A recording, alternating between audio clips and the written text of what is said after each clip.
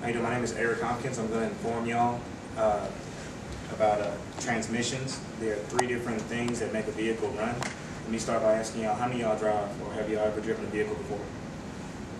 Okay. Most of y'all drive automatics, right? I can assume that. Yeah. Well, I'm going to give y'all a rundown on my topic, which is geared towards the transmission. For the most part, driving isn't difficult. It's just individuals that make it difficult. We can all agree on that. Simply put, a transmission allows power to be sent from a power source, most often an engine or a motor, to a driving mechanism. It uses gears and a clutch to convert the speed and power into torque. What I'm going to do is I'm going to explain the standard shift and/or manual first, because you can backtrack in the standard shift and the manual. And the standard shift and the automatic, they work hand in hand, but they're just 2 different entities. In the case of a manual transmission, the flywheel, which is connected to the crank of the engine, runs at a constant speed. Through the use of operating clutch and a shifter, engine power is reduced and increased significantly through the engagement and disengagement of a series of larger and smaller gears. Now, I don't know if y'all know what a picture of a transmission looks like, but this top picture shows the picture of the actual transmission in the intervals. This right here, circle part, which is the difference between the automatic and the standard, is we call this our torque converter, which is really this item right here broken down, which also shows you your clutch assembly, which is in a standard shift you only have 1, but in automatics, depending upon what the speed is, like for example, most standard shifts have, we'll say, a 6-speed, which is gear setup, and you have an automatic, you'll have a 4-speed or a 5-speed, which utilizes 4 and 5 of these. Yeah. In standard shift, you have a clutch pedal, which is part of this clutch assembly deal. It's a disengaged pedal. You have the brake, and you have the gas pedal. In a standard shift, what you normally want to do is in automatics, you start with the lower, you have the lower gears 1, 2, then drive, then neutral, then reverse. Well, the thing is, in standard shift, what you want to do is, I'm going to use my hands because you can't see my feet, but I'm going to use my hands. You have the clutch. The clutch is really your key factor in the standard shift. You put the vehicle in first gear, because usually your vehicle's, your gear ratio is set up this way. Usually your gear ratio is set up that way. You have first, second, third, fourth, fifth, sixth. Depends on foreign or domestic vehicles, reverse is going to be on the right side or the left side. Now, here's the thing about standard. Just like automatics, they have locks where you can't start out and drive and go into reverse while you're driving. In a standard shift, there's a lock inside the gearbox itself, whereas if you get the 6th gear, you won't ever go to reverse, or if you're in first gear, you won't miss and go to reverse. What you want to do is, when you first start your vehicle up, automatics, you just put the key in ignition, crank it, vehicle starts up, vehicle's in park, you're done, and you just distribute between park, reverse, or drive, whichever one you want to go. Well, the same way it's like that in the standard shift, but the only difference is you're using a clutch. What you do is you put the clutch in, start the car, ease off the clutch, the vehicle's automatically going to be in, well, it depends on what gear you leave it in. If you leave it in neutral, there's 2 ways to put the car in the vehicle in neutral in a standard shift.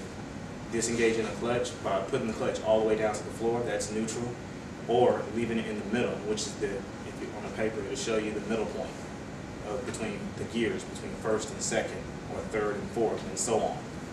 Now, what you want to do in order to drive it, because it's a system, that's the purpose of me showing you the transmission and the torque converter.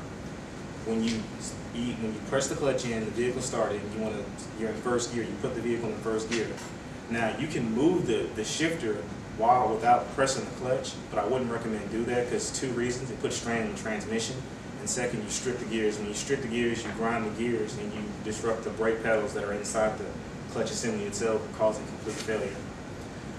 When you engage the clutch, you slowly ease off the clutch while giving it gas. It's equal pressure. This is the gas pedal, this is the clutch assembly. Slowly ease off the clutch as the clutch, because I'm going to tell you, this is the clutch and this is the engine.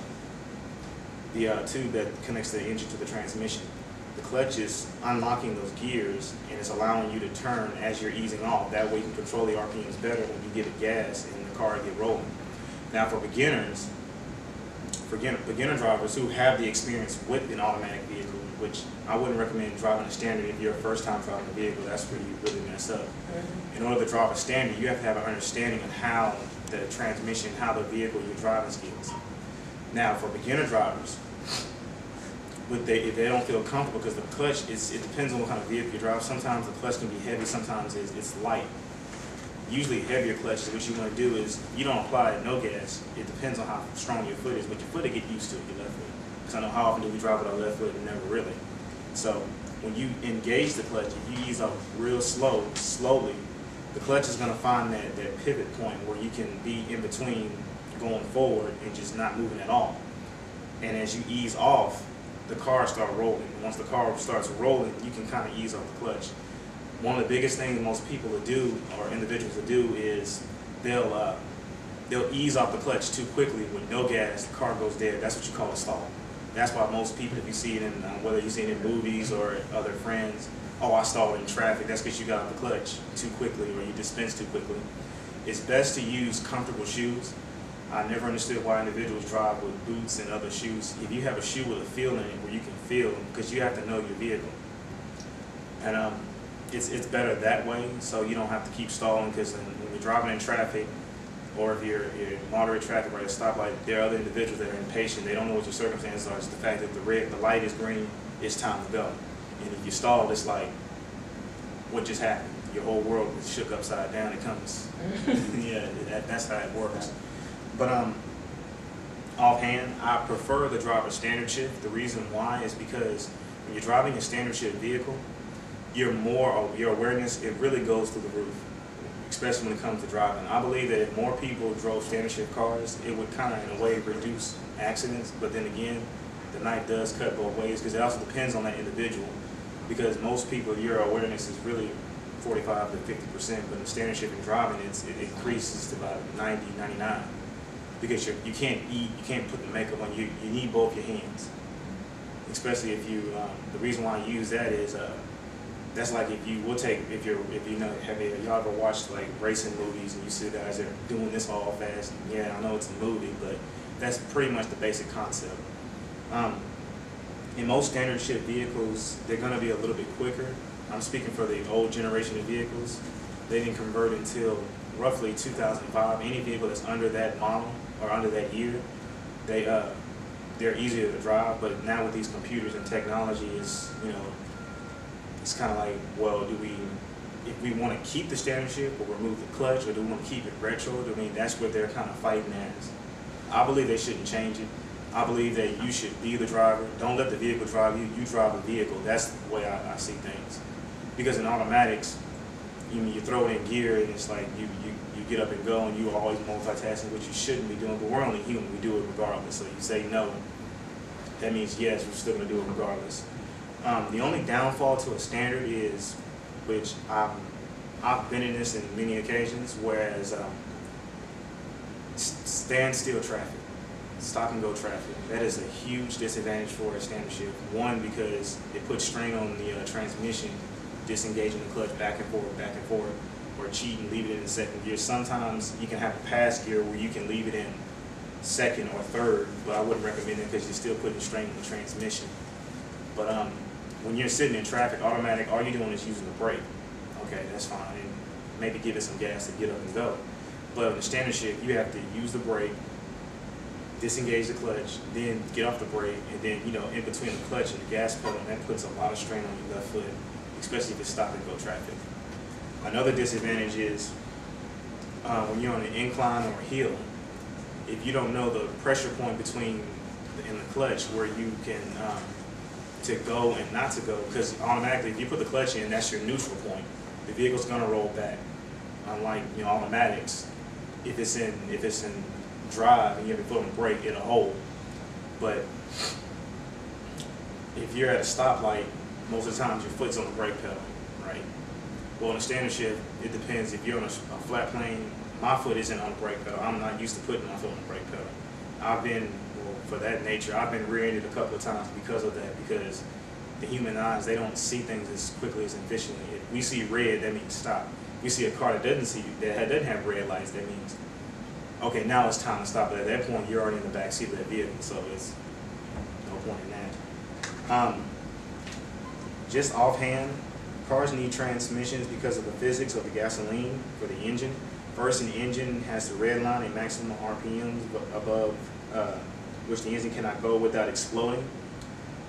Second, if you read how horsepower works, whether it's performance or diesel trucks or any other type of vehicle, commercial, you would notice that the engine has a narrow range of RPMs for that horsepower for it to get the maximum, which is called torque.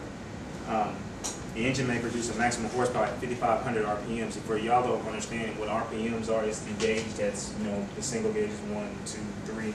Those are your maximum RPMs. Most vehicles may produce the maximum RPMs of, we'll say 6,000 RPMs, but you won't shift at 6,000 RPMs. I'm saying from a standard point of view.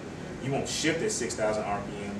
It's to get great, efficient, you know, fuel economy, you would want to shift between 3,400 and 4,000 to save on gas mileage. That's why most standard shift vehicles, actually 90% standard shift vehicles, get better gas mileage than automatics.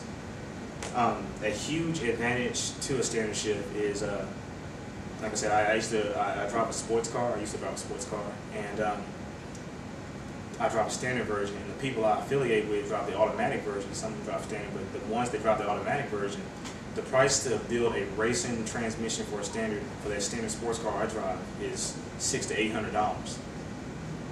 The same transmission, but for an automatic for the same vehicles, is $6,000 to $7,000.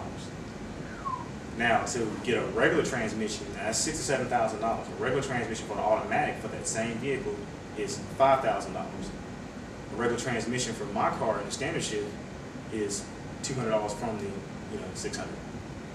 You know, you kind of do the math. So, do you want to sit in traffic and disengage or save gas mileage, or you want to go ahead and drive an automatic and eventually? And then the crazy part is, automatic, you have to check the transmission fluid. Standard shift, when you go off and get your oil, transmission fluid, unless you have a leak in the standard, unless you have leaks, then your fluid the fluid level really doesn't change. It gets hot but doesn't overheat like automatics, and it's just such an inconvenience in my opinion. If there are any questions in regards to the transmission?